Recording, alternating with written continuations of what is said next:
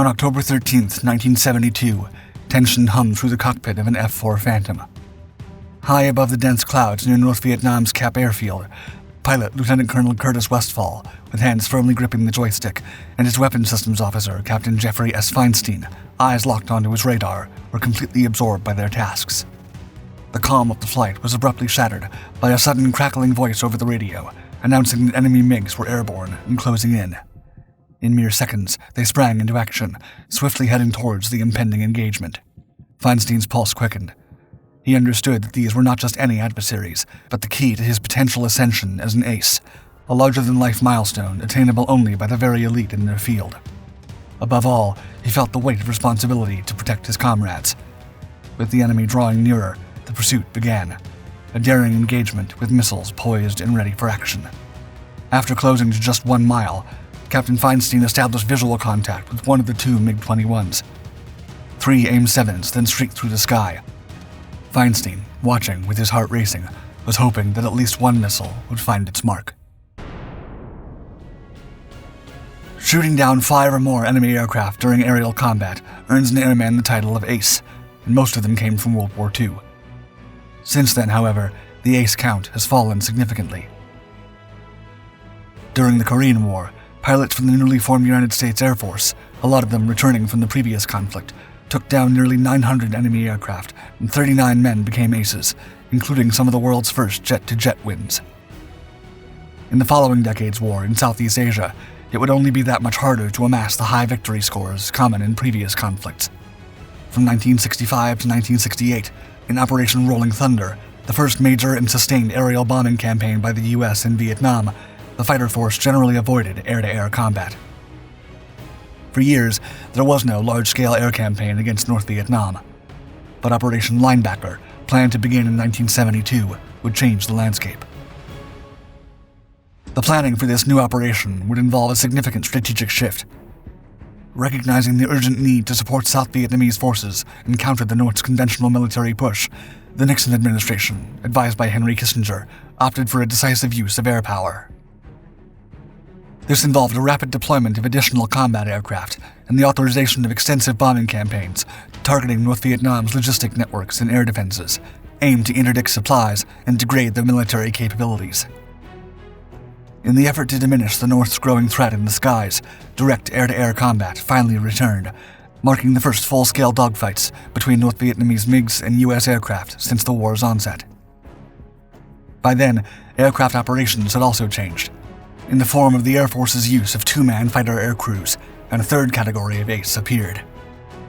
Now, whenever a fighter crew shot down an enemy fighter aircraft, both the pilot and the Backseat Weapons System Officer, or WSO, scoring their kills with heat-seeking air-to-air missiles like the AIM-7 or AIM-9, would receive a full victory credit. And because pilots often change aircrew members, an observer or gunner might be an ace, while his pilot is not. Within this intense period of warfare, from April to October 1972, as Linebacker called upon additional USAF fighting squadrons based in Japan and Thailand, this move would bring aces back, perhaps for the last time in American history. Jeffrey Feinstein, born in 1945 in Chicago, enlisted in the U.S. Air Force in 1963, hoping to become a pilot. However, when he was rejected due to myopia, he instead underwent navigator training and earned his wings in 1969. After taking combat crew training lessons aboard F-4 Phantom IIs, from the 1970s onward, Feinstein served as a weapons system officer with several tactical fighter squadrons, finally landing with the 13th Fighter Squadron stationed in Thailand. Soon after joining, Feinstein became one of the 13th's best WSOs. On one occasion, in the fall of 1971, while he led 4 fighters to cover for chaff bombers, a duo of hostile aircraft attempted a high-altitude supersonic attack. Upon engaging them, the headstrong navigator forced them to break off their intercept, nearly shooting down both in a dangerous dogfight. But his best fights were yet to come. As America intensified forces in Vietnam, with Linebacker about to launch in April 1972, strike forces were sent to bomb fuel depots, warehouses, and truck parks in both Haiphong and on the outskirts of Hanoi, marking the first of such operations in the area since 1968. North Vietnam retaliated extensively, firing thousands of rounds of anti-aircraft artillery and thousands of surface-to-air missiles. Up in the air, armed with Soviet MiGs, the enemy met and engaged American strike aircraft time and time again. On April 16th, Navigator Feinstein, alongside his pilot for that day, Major Edward D. Cherry, were flying over hostile territory as part of a flight of 4 Phantoms providing air defense support for fighter bombers in the vicinity of Hanoi when Cherry spotted a duo of MiGs via radar. Just then, the 2 enemy aircraft attempted to attack the formation, and a chase through the clouds ensued. Captain Feinstein led his aircraft against the hostile formation, operating the radar systems with a cool, efficient mind. Despite initial missile launch failures, Feinstein's persistence finally paid off when he secured a radar lock, allowing Cherry to launch an AIM-7 missile that struck the MiG, causing its immediate destruction. In the distance, Feinstein, Cherry, and their teammates observed the enemy pilot eject from his aircraft, now reduced to a black cloud, as the American men flew back to safety. While this victory would remain Cherry's only one, for Feinstein, his streak was just beginning. Operation Linebacker, the first continuous bombing of North Vietnam since Operation Rolling Thunder's end in 1968, began nearly a month after Feinstein's first win, on May 10, 1972, aiming to hinder the flow of supplies to North Vietnam.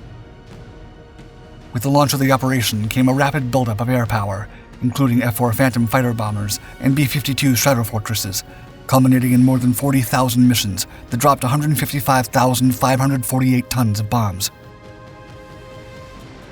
On May 31st, as a flight of 4 F-4s on a combat air patrol mission provided support for a strike force that had gone to attack vital targets close to Kep airfield in North Vietnam, they encountered MiG-21s. These enemy aircraft would be intercepted in pairs. One flight provided cover, while the second flight Phantoms quickly decided to enter the fray and turned left to join up. During the turn aboard the Phantom, Captain Bruce G. Leonard, the pilot, and Captain Feinstein, the WSO, spotted a MiG-21 heading toward them. In an instant, Feinstein attempted to get a lock on the bogey, but his radar malfunctioned, and the enemy performed evasive maneuvers, almost losing the captain his quarry. Thanks to his quick actions under pressure, the Phantom launched an AIM-9 Sidewinder missile. While the Americans had to turn away from the engagement, and the duo did not see the missile impact, it was marked as a successful hit. As Feinstein began to rack up a fierce reputation in the Air Force after his second successful hit, he soon discovered he was not the only one. Throughout this time, 2 other Air Force men, pilot Richard Stephen Ritchie and fellow WSO Charles B. de Bellevue, who often worked together, were also nearing their ace status.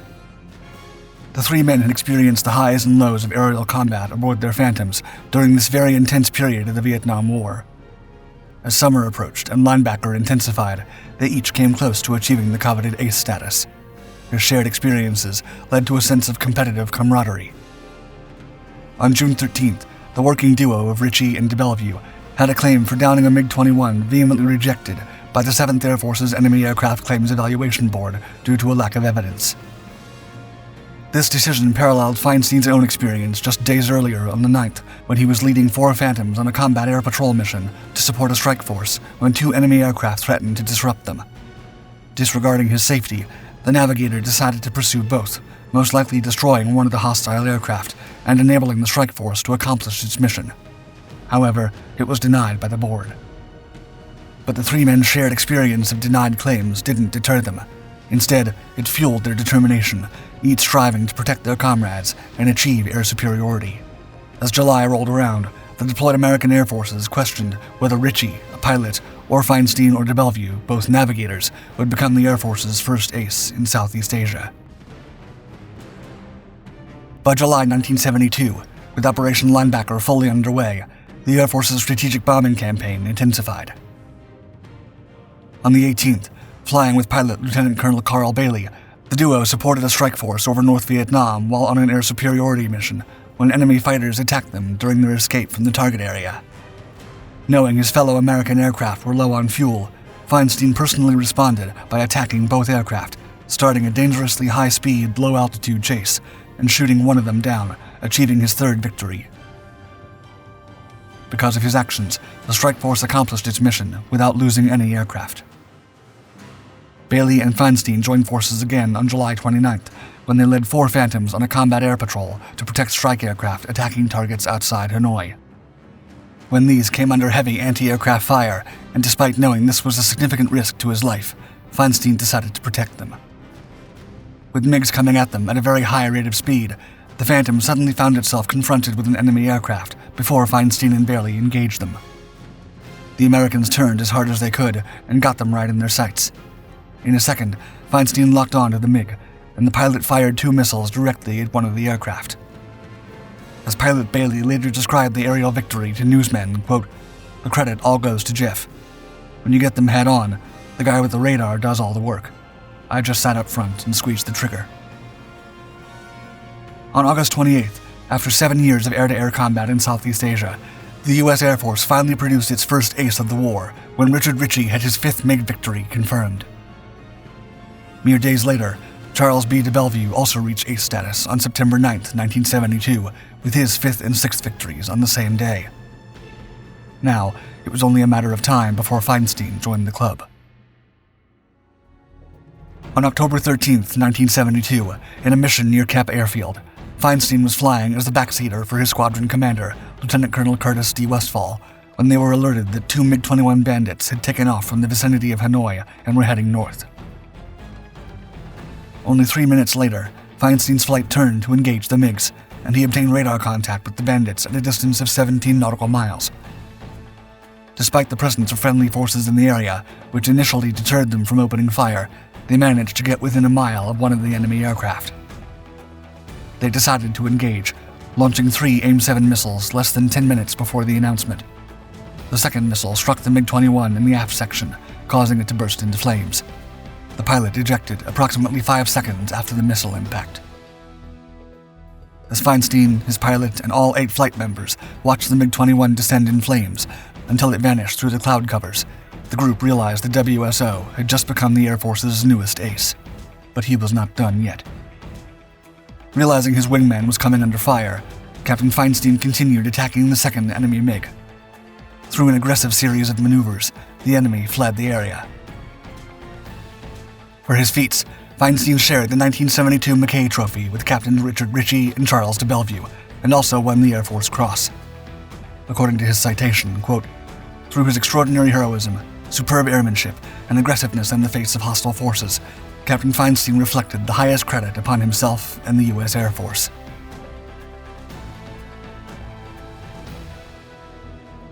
Operation Linebacker ended that same October, significantly impacting North Vietnam's military logistics and forcing them back to the negotiating table, which ultimately led to the Paris Peace Accords.